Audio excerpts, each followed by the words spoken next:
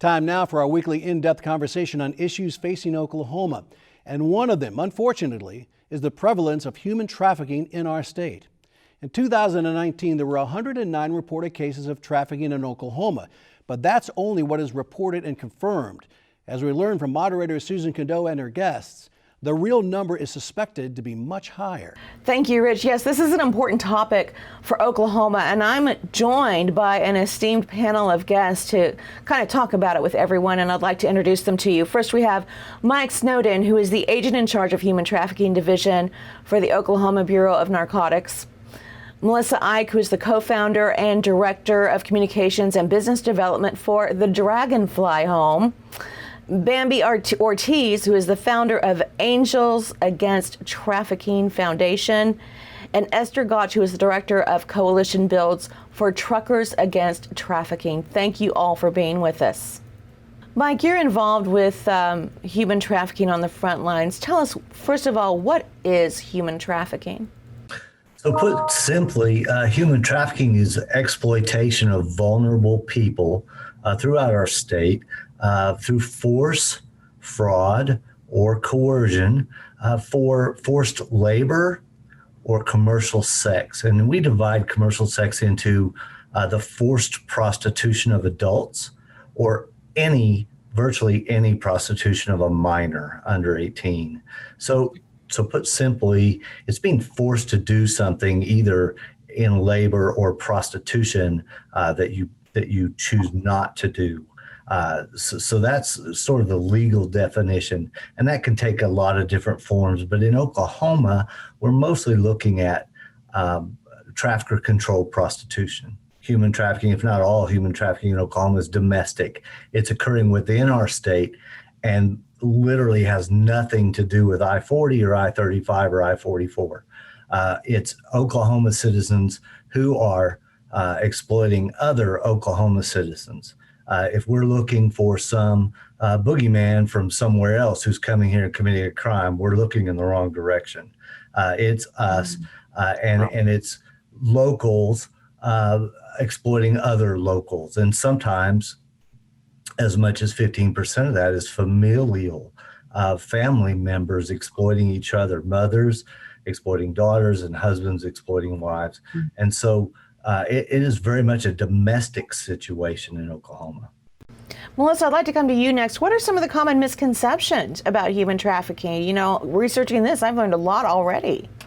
A lot of people talk about the highway system as being a cause, and of course it can be, traffickers can use the highway systems, but like Mike said, what we've seen at Dragonfly, the majority of people who we've served were born and raised and exploited here in Oklahoma. And if we blame the highway system, if we try to look at those outer factors, we're missing vulnerabilities in this state that can create the vulnerabilities that traffickers are savvy about and they know to prey on. So the different issues that we have here in Oklahoma that a lot of people are trying to do good work on, those contribute to why people can be targeted here.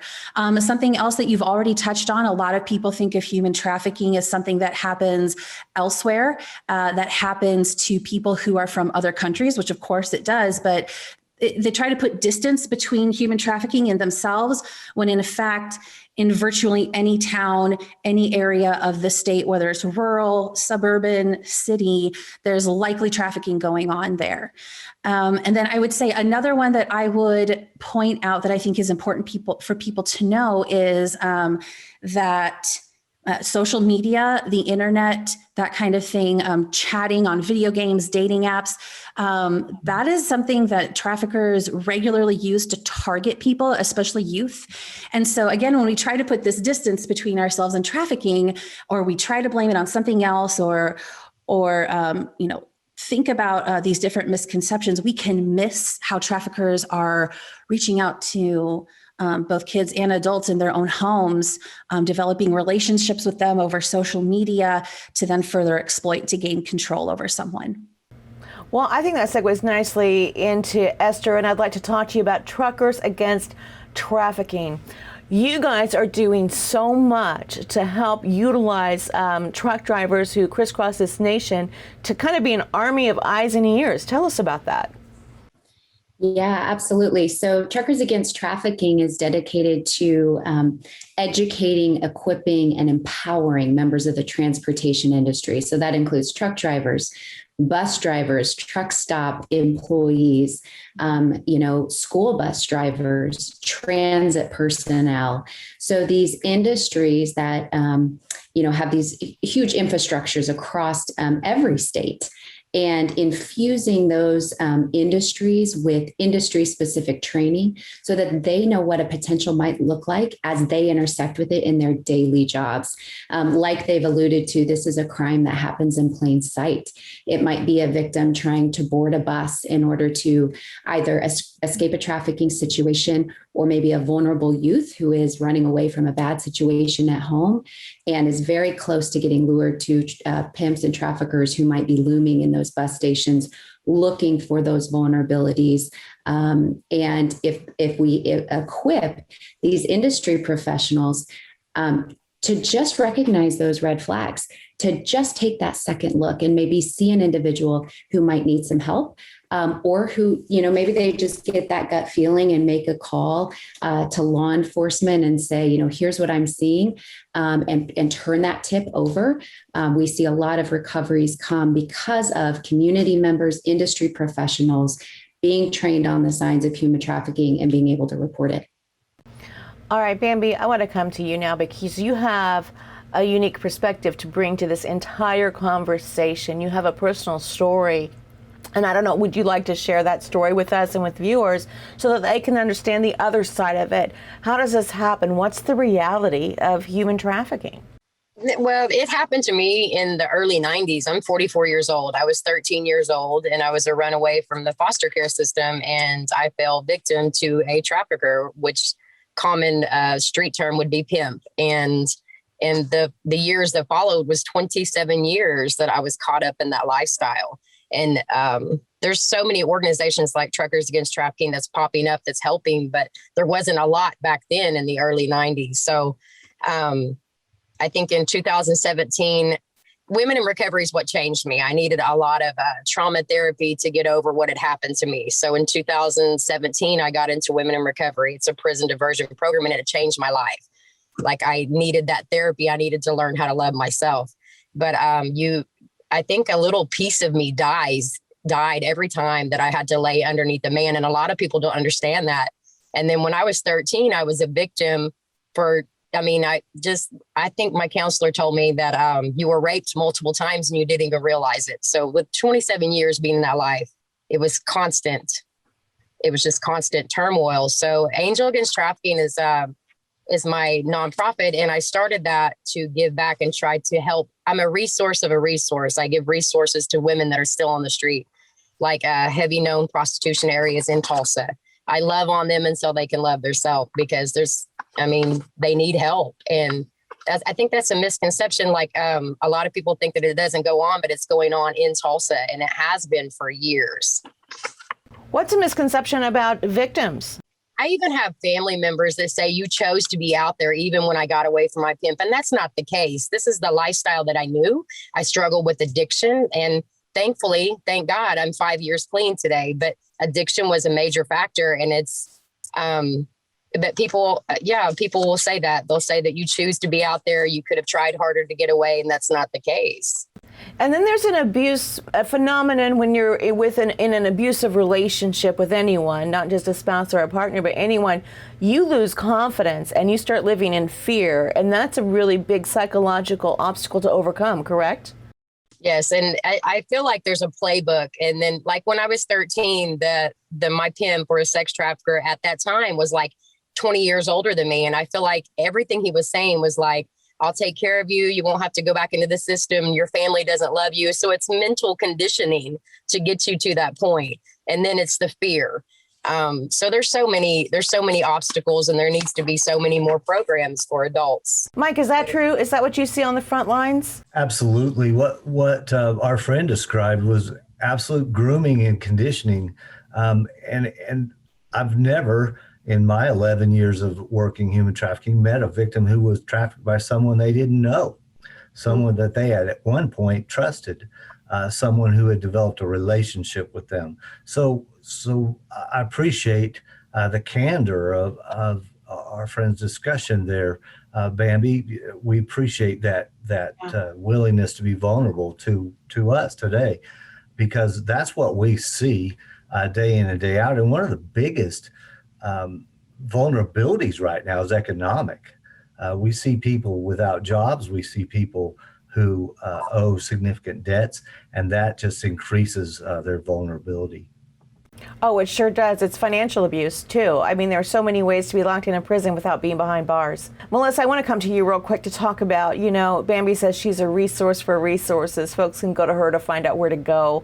Talk about your resource and what happens when someone contacts Dragonfly. The Dragonfly Home is Oklahoma City's only nonprofit that's certified by the Attorney General Office to serve survivors of human trafficking, both sex trafficking and labor trafficking.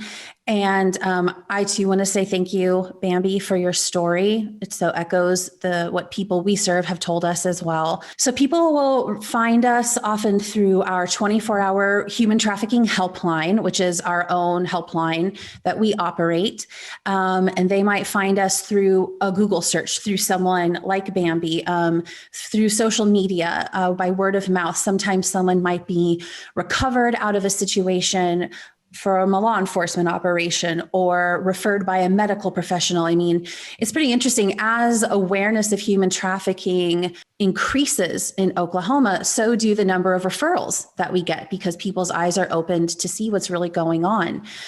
And so when somebody reaches out to us, we offer robust services, case management, crisis intervention.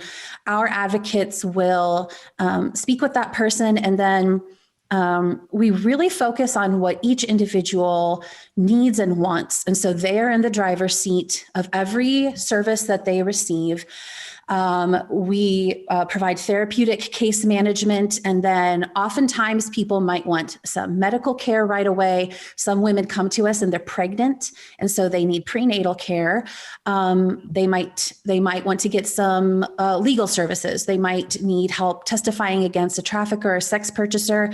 So we have a court advocacy program connecting to trauma-focused therapy, and then also basic necessities. Right now, there's no certified trafficking shelter in Oklahoma City, so we use our community partners to make sure someone has access to safe, appropriate housing and any basic necessities. So we operate a crisis center, which means that anybody who has been trafficked in any way, regardless of their gender, can get help at our place. And we're just making sure that people get whatever they need. All right, Esther, the materials, the training you're doing that I've read about and then you touched on a little bit are phenomenal. When you see someone getting on a bus, I thought it was just for truckers, and you talked about it being folks getting on a bus. It can be an individual. It's not a big operation that people are trained to look for. It's these little telltale signs.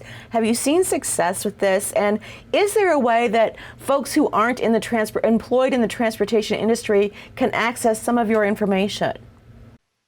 Yeah, absolutely. So we have seen results. So to date, Truckers Against Trafficking has trained over 1 million individuals with our free industry-specific training materials. And that for industry members, we also have training for law enforcement, recognizing that we need to be partners between the public and private sectors to combat these crimes. And those individuals have led to over 2,782 calls by professional truck drivers into the National Human Trafficking Hotline. So all our materials have that national hotline number that anyone in the U.S. can call to anonymously and confidentially report a tip. And the hotline is then going to connect that tip with local service providers and law enforcement like these on the call, who are there locally ready to respond. We're almost out of time. I want to give the last word to Bambi. Bambi, what would you say to folks out there who maybe learned something new, had some ideas about what they thought human trafficking was, and whether or not they can make a difference? I like speaking at these things or doing speakings because I want to bring a face to the problem of sex trafficking. And I also want to say that it's been going on for a long time. Now, today you might have a daughter that gets mad at you for doing dishes and she gets on social media. And that's the big warning sign today and the big problem today. It wasn't so much in the early 90s, but today social media is how predators will get at your children. So I just want you, like everyone was saying, be aware of the signs and protect your babies. And most of all, don't pass judgment on the women that are out there. If you drive by a high risk area, instead of passing judgment, just offer what can you do to help. And if you would like to know more, I have published a book called That Life, and it's a detailed reflection of my life. Will probably make you cry, but it's reality, like it's going on today. So what can you do to help? Like get a hold of an organization, offer to make donations. You can find me at angelagainsttrafficking.com. And I guess that's the main thing I want to say is just keep your baby safe and know the signs, because anybody can help. That's right. We've been showing the web addresses for the organizations, and I would just like to say the National Human Trafficking Hotline is 888-373-7888, also at the bottom of your screen. I'd like to thank all of you for joining us today to enlighten all of us on this important topic. Thank you. Thank you. Thank you.